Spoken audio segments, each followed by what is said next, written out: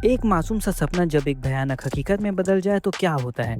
आज की कहानी है कोको की, एक आम लड़की जिसका दिल जादू के लिए धड़कता है। उसे लगता है कि जादू विशेष का एक तोहफा है, पर उसे ये नहीं पता था कि जादू सिर्फ एक कला है। एक ऐसी कला जो एक पेन और स्याही से शुरू होती है। जब कोको ने वही किया जो उसने देखा तो उसे लगा उसने अपना सपना पूरा कर लिया, लेकिन उसे क्या पता था कि उसकी यही कोशिश उसके घर और उसकी माँ को एक गहरी नींद में सुला देगी। तैयार हो जाइए विच हैट अटेलियर के इस पहले दर्द भरे एपिसोड के लिए। मेरा नाम है गौरव और आप देख रहे हैं एनीवानी। चलिए शुरू करते हैं। एपिसोड की शुरुआत होती है एक छोटी बच्ची से। वो एक मैजिक स्प्रिंग में अपने कपड़े धोने जाती है। जैसे ही वो मैजिक स्प्रिंग के अंदर आती है वो एक गहरी सांसें लेती है।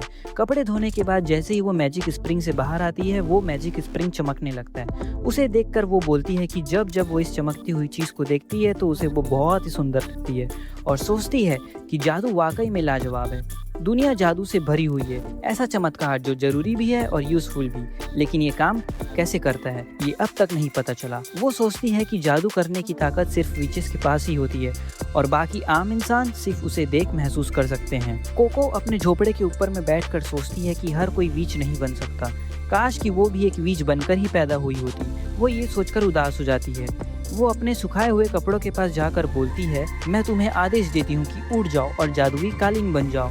उसके कपड़े हवा में उड़ जाते हैं। वो उन्हें पकड़ने के लिए करती है और जैसे ही वो उन्हें पकड़ती है वो आसमान में देखती है कि उड़ने वाले दो घोड़े, जिसे पेगासस कैरियज भी कहते हैं, उसके घर की तरफ आते हैं। वो नीचे जाती है, अपनी मॉम को बताती है कि एक पेगासस कैरियज हमारे घर के बाहर है। वो जैसे ही दरवाज़ा खोलती है उस दरवाजे के पीछे उसे एक आदमी खड़ा हुआ दिखता है। वो उसे माफ़ी मांगती है और बोलती है कि मुझे पता नहीं था आप यहाँ खड़े हैं। वो आदमी उसे बोलता है कि कोई बात नहीं, ये मेरी गलती है क्योंकि मैं ही दरवाजे के पास ही खड़ा हूँ। वहाँ आई हुई कुछ औरतें एक दूसरे से बात करते हुए बोलती है कि विश्वास नहीं आता ऐसी जगह पे ऐसा सामान होना मुमकिन है।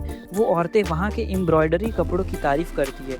उनका यहाँ इतने दूर तक आना वर्थ इट रहा। कोको बहुत ही ज्यादा खुश हो जाती है तो उसे लगता है वो आदमी उनके साथ ही आया है। उनमें से एक औरत कोको की मॉम को पूछती है कि क्या आपके पास ऐसे और कपड़े के लेसेस होंगे। तो कोको की मॉम कस्टमर को जी हाँ बोलकर कोको को बुलाती है और बोलती है कि वहाँ खड़ी मत रहो, आके मेरी मदद करो। उसकी मॉम कोको के बाजू में खड़े हुए आदमी को भी पूछती है कि वो उनकी क्या मदद कर सकती है। वो आदमी बोलता है कि मुझे स्मोक कलर्ड फैब्रिक चाहिए। कोको बोलती है कि मैं आपके लिए वो कपड़े काट देती हूँ और वो आदमी हाँ बोलता है। कोको अपनी मम्मी से परमिशन मांगती है कि क्या मैं यहाँ का काम खत्म करने के बाद वो पेगासस कैरियज देख सकती हूँ। उसकी मम्मी उसे डांट देती है कि तुम किसी भी कस्टमर के सामान के साथ ऐसे खेल कूद नहीं सकती। कोको जिद करती है कि मैं बस देखकर आ जाऊंगी और बेचारी मासूमियत से दिल पर पत्थर रखकर बोलती है कि मैं नहीं बोलूंगी कभी कि मैं विच बनना चाहती हूँ। उसकी मम्मी मान जाती है। फिर कोको उस आदमी के पास वापस जाती है, उसे सॉरी बोलती है वेट करने के लिए। फिर कोको उसे उसके हिसाब के कपड़े दिखाती है, मेजरमेंट लेकर कट करती रहती है। तभी वो आदमी झुककर उन मेजर हुए कपड़ों को देखता है। कोको को बड़ा ऑकवर्ड फील होता है। वो आदमी उसकी तारीफ करता है इतने अच्छे मेजरमेंट के लिए। फिर उसे बोलता है कि मुझे अंदाजा नहीं था कि इस गांव में इतने स्किल्ड क्राफ्ट्समैन भी रहते हैं। ये कला भी एक जादू ही है। कोको ओवरवेल्म हो जाती है और वो नर्वसली शर्मा कर बोलती है कि नहीं नहीं, जादू तो असल में एक रहस्यमयी चीज़ होती है और चमकीली भी। जादू बहुत ही कीमती चीज़ होती है, सच्चाई होती है और सुंदर भी।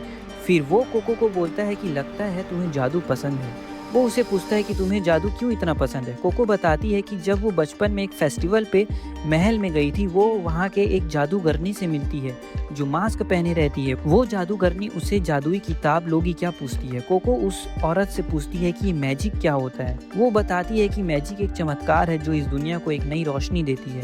एक पेगासस कैरियज जो आसमान में उड़ती है, एक वाटरफॉल जिसका पानी क्रिस्टल की तरह साफ होता है, वो सब जादू है। ये सारी चीज़ें छोटी कोको को इंस्पायर करती है विच बनने के लिए। पर उस वक्त उसकी माँ उसका दिल तोड़ देती है ये बोलकर कि कोई भी ऐसी ही विच नहीं बन सकता, विच जन्म से ही बनते हैं। आम आदमी ना ही विच बन सकता है ना जादू कर सकता है। ये बात उसे बहुत हर्ट करी। वो उस आदमी को बताती है कि तब से उसे जादू देखना काफ़ी पसंद है। वो आदमी सोच में पड़ जाता है कि किसने उसे ये सब कहानी सुनाई, किस जादूगरनी ने उसे वो किताब और पेन दी। जैसे ही वो कोको से पूछने की कोशिश करता है तभी बाहर खड़े हुए पेगासस कैरियज टूटे हुए दिखाई देते हैं। दो लड़के खेलते हुए उस कैरियज को तोड़ देते हैं और फिर एक दूसरे पे इल्ज़ाम लगाते हैं। वो औरतें जो उसमें आई थी उन्हें डांटती है। कोको की माँ उनसे उन्हें सॉरी बुलवाती है पर वो औरतें कहती हैं कि माफ़ी से कुछ नहीं होगा।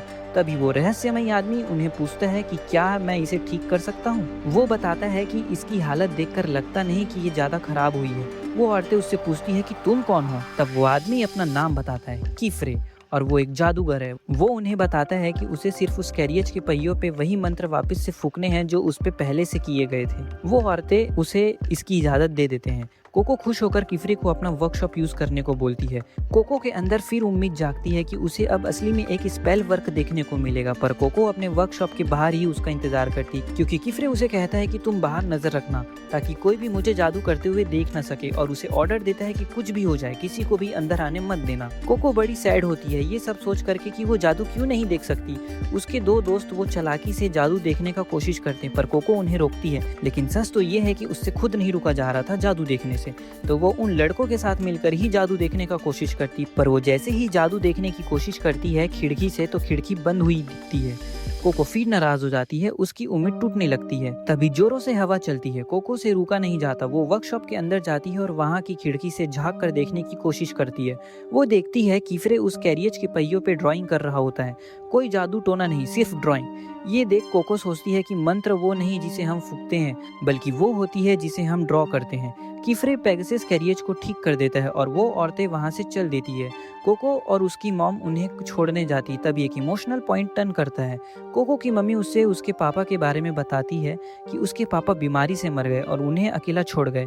वो नहीं चाहती कि कोको भी उसे छोड़कर चली जाए। कोको अपनी मम्मी को समझाती है कि नहीं, मैं आपको छोड़कर कभी नहीं जाऊंगी। फिर रात में खाना वगैरह खाने के बाद कोको कीफ्रे के किए हुए मैजिक को सोचती है, फिर उस चुड़ैल के दिए हुए किताब और पेन को देखती है, समझने की कोशिश करती है।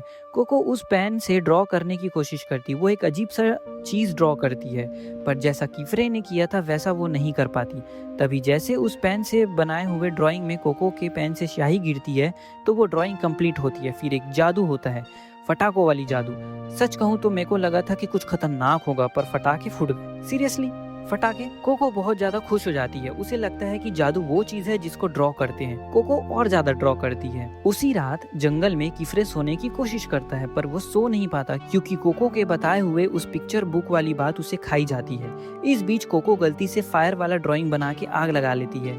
वो बहुत सारे ड्राइंग बनाए रहती है, पर उसे सेटिस्फेक्शन नहीं मिलता। वो कुछ बड़ा बनाना चाहती थी। जैसे ही वो जादू होता है कीफ्रे उसे पकड़ लेता है। भाई तगड़ा गुज़बम्स वाला सीन था।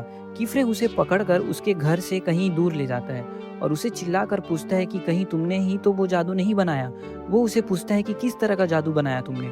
फिर वो बताती है कि उसे नहीं पता, वो बस सिर्फ जैसा उस किताब में था वैसा सेम बना दी। भाई छोटी बच्ची है और क्या करती। वो जादू कोको के घर को पूरा बर्फ से जमा देता है। उसकी मॉम नहीं बच पाती। वो कीफ्रे से माफी मांगती है।